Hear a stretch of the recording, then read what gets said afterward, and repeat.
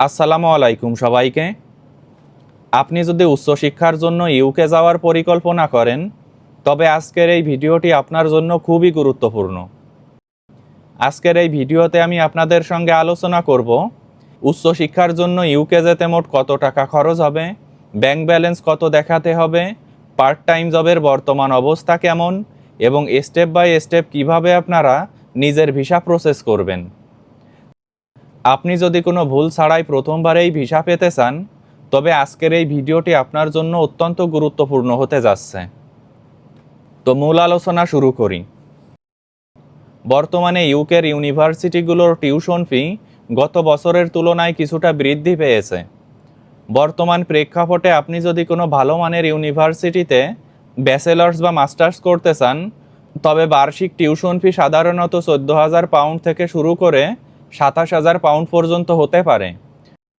Arts বা business সাবজেক্টের ফি সাধারণত 14,000 পাউন্ড থেকে 18,000 পাউন্ডের মধ্যে থাকে, কিন্তু সায়েন্স, ইঞ্জিনিয়ারিং বা মেডিসিন রিলেটেড ল্যাব বেস সাবজেক্টের জন্য টিউশন ফি 20,000 পাউন্ডের উপরে হতে পারে।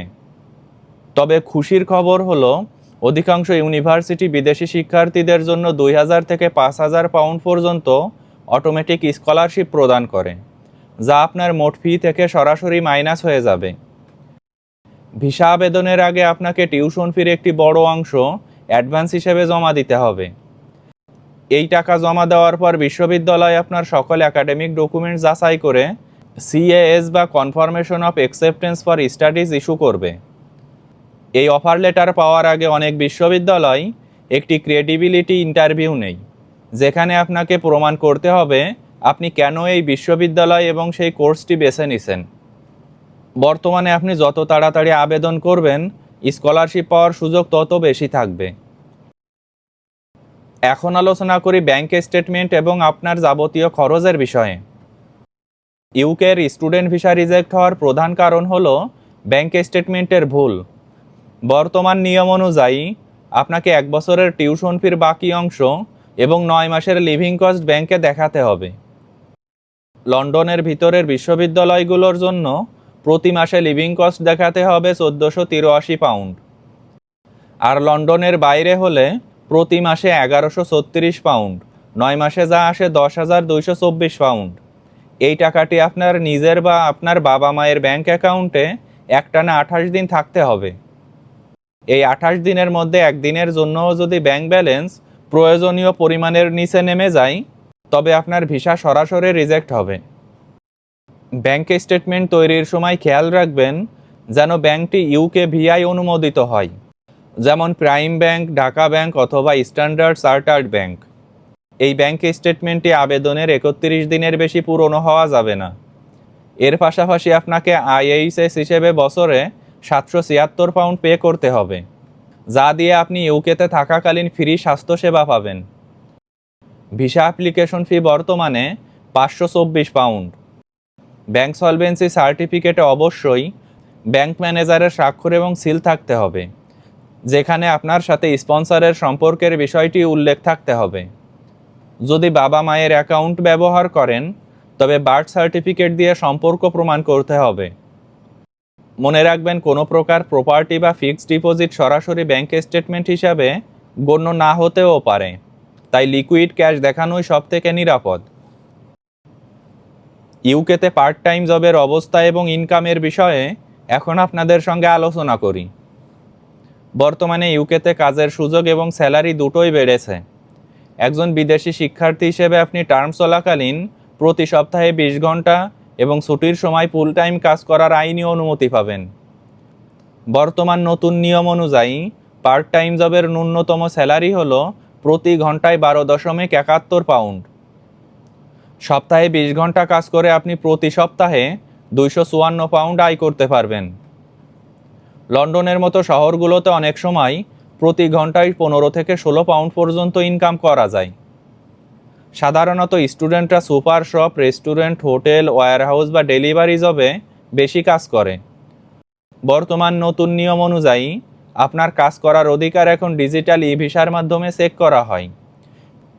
কাজ শুরু করার জন্য আপনাকে অবশ্যই একটি ন্যাশনাল হেলথ ইন্স্যুরেন্সের জন্য অনলাইনে আবেদন করতে হবে। তবে মনে রাখবেন, পড়াশোনার ক্ষতি করে 20 ঘন্টার বেশি কাজ করা আইনত দণ্ডনীয় অপরাধ এবং এটি ধরা পড়লে আপনার ভিসা বাতিল হয়ে যেতে পারে। লিভিং কস্ট বাড়ার কারণে অনেক স্টুডেন্টই এখন লন্ডনের বাইরের শহরগুলো বেছে নিচ্ছেন, কারণ সেখানে কাজের মজুরি সমান হলেও থাকার খরচ অনেক কম।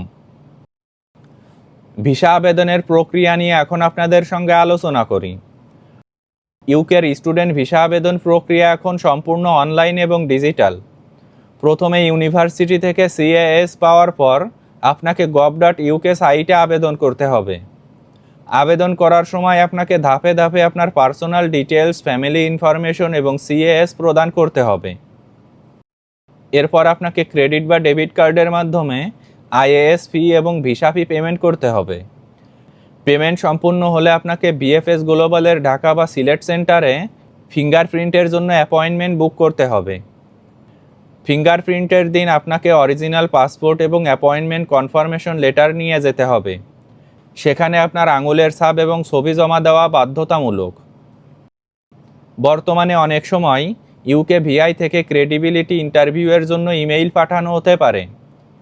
ইন্টারভিউতে আপনাকে আপনার কোর্স, মডিউলস এবং ফিউচার ক্যারিয়ার গোল সম্পর্কে ইংরেজিতে পরিষ্কারভাবে বলতে হবে। ভিসার সিদ্ধান্ত সাধারণত 3 সপ্তাহের মধ্যে পাওয়া যায়, তবে আপনি চাইলে প্রায়োরিটি সার্ভিস দিয়ে 5 কর্মদিবসের মধ্যেও রেজাল্ট পেতে পারেন। ভিসা পাওয়ার পর আপনার পাসপোর্টে একটি ভিসা স্টিকার লাগানো হবে, যার মেয়াদ সাধারণত 90 দিন থাকে। এই সময়ের মধ্যেই আপনাকে ইউকেতে প্রবেশ করতে হবে। ভিসা আবেদনের জন্য প্রয়োজনীয় ডকুমেন্টসের বিষয়ে এখন আপনাদের সঙ্গে আলোচনা করি। একটি নির্ভুল ভিসা আবেদনের জন্য ডকুমেন্টস গুছিয়ে রাখা সবথেকে জরুরি। বর্তমানে ভিসা আবেদনের জন্য আপনার যা যা লাগবে তার একটি তালিকা হলো বর্তমান পাসপোর্ট, যার মেয়াদ অন্তত 6 মাস থাকতে হবে। ইউনিভার্সিটি থেকে ইস্যু করা ভ্যালিড সিএএস নাম্বার, আপনার সকল একাডেমিক সার্টিফিকেট এবং ট্রান্সক্রিপ্ট, আইএলটিএস বা পিটিই স্কোরের অরিজিনাল সার্টিফিকেট, ব্যাংক স্টেটমেন্ট এবং ব্যাংক সলভেন্সি সার্টিফিকেট, অন্তত 28 দিন ফিক্সড ব্যালেন্সের প্রমাণসহ সাবমিট করতে হবে। যক্ষ্মা বা টিবি টেস্ট রিপোর্ট, যা বাংলাদেশি স্টুডেন্টের জন্য IOM থেকে হতে হবে। আপনি যদি বাবা মায়ের ব্যাংক অ্যাকাউন্ট ব্যবহার করেন, তবে আপনার বার্থ সার্টিফিকেট এবং তাদের থেকে সরাসরি নোটারি করা কনসেন্ট লেটার। ম্যারেজ সার্টিফিকেট লাগবে যদি আপনি ইউকেতে স্পাউস নিয়ে যেতে চান। পুলিশ ক্লিয়ারেন্স সার্টিফিকেট অনেক ক্ষেত্রে ইউনিভার্সিটি চাই, তবে ভিসার জন্য এটি সবসময় ম্যান্ডেটরি নয়। আগের কোনো দেশে ভিসা রিজেকশন থাকলে তার বিস্তারিত ব্যাখ্যা। সব ডকুমেন্টস অবশ্যই অরিজিনাল হতে হবে। প্রতিটি ডকুমেন্টস ক্লিয়ারলি স্ক্যান করে PDF আপলোড করতে হবে। মনে রাখবেন, কোনো প্রকার ফেক ব্যাংক স্টেটমেন্ট বা জাল সার্টিফিকেট দিলে আপনি ইউকেতে 10 বছরের জন্য ব্যান হতে পারেন। বন্ধুরা, এই ছিল বাংলাদেশ থেকে ইউকে স্টুডেন্ট ভিসার A to Z guideline. UK যাওয়ার স্বপ্ন সত্যি করতে হলে আপনাকে ধৈর্য এবং সঠিক তথ্যের উপর নির্ভর করতে হবে। আজকের ভিডিওটি এ পর্যন্তই শেষ করছি। যদি আমার ভিডিও ভালো লাগে তাহলে পরবর্তী ভিডিওর জন্য আমার চ্যানেলটি সাবস্ক্রাইব করে রাখতে পারেন। ধন্যবাদ সবাইকে।